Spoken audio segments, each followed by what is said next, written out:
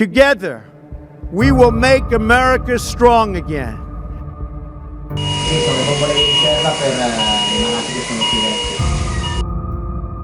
We will make America wealthy again.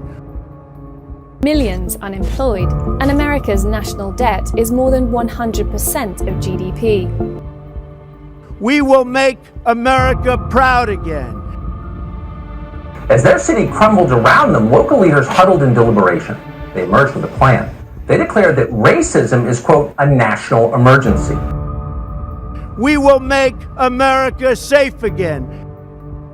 And it has been a painful night of violence and protest in Minneapolis.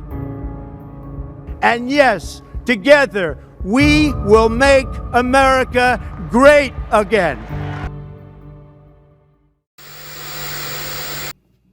The Constitution was written and signed in Philadelphia in the Assembly Room of the Pennsylvania State House, now known as Independence Hall.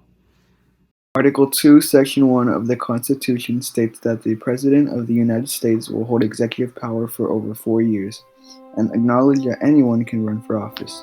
There is no doubt that the President of the United States and the rest of his constituents have a very stressful and important role in running a country. The leaders of democracy hold so much power that the mere actions they take and don't take will reflect onto the public. Let's look at some leaders throughout history. In the 3 decades leading up to the notorious Civil War, there were over 70 cases of violence between congressmen. The most famous violent attack was when a pro-slavery Southerner went over to an unsuspecting Senator Charles Sumner and hit him with the metal end of a cane over his head. In another instance, Congressman Jonathan Siley and William Graves, both a Democrat and an opposing party representative, got into a feud. Siley commented something on the House floor that Graves took offense to. After Graves asked for an apology and Siley refused, he challenged him to a duel.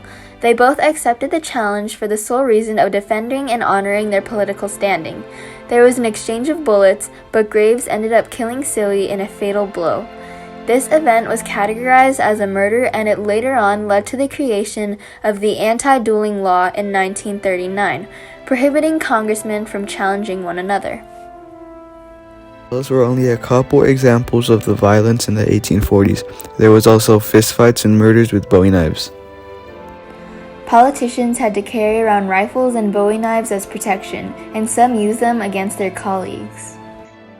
These acts of violence were prime examples of how intensely Southern congressmen wanted to preserve their social, political, and economic power that they and their constituents had through owning slaves. And in doing so, it fueled the Civil War. I have a dream that one day this nation will rise up and live out the true meaning of its creed.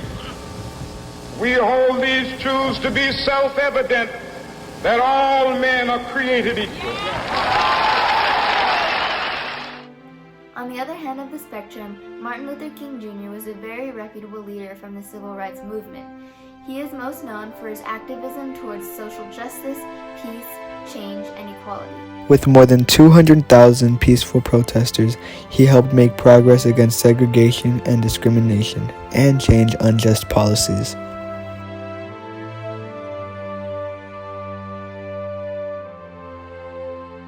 MLK was most adamant about peaceful protest and believed riots to be socially destructive. He advocated for desegregation and led boycotts in the protest of the Rosa Parks incident. His image stands firm today, and many still fight for the dream Dr. King gave his life for. I have a dream.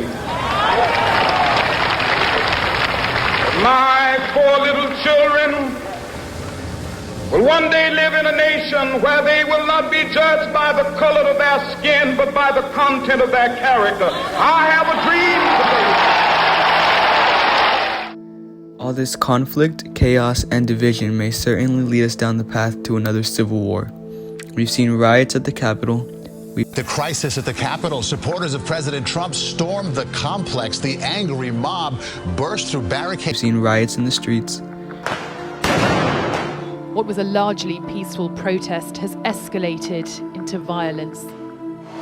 We've seen hate crimes against the Asian community.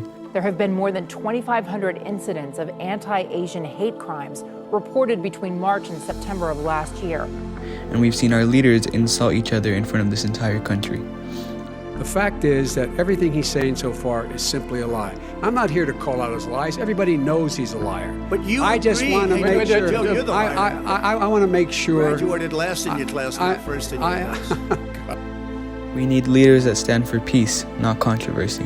Leaders that act selflessly for the good of the people are the ones that this country needs to move forward.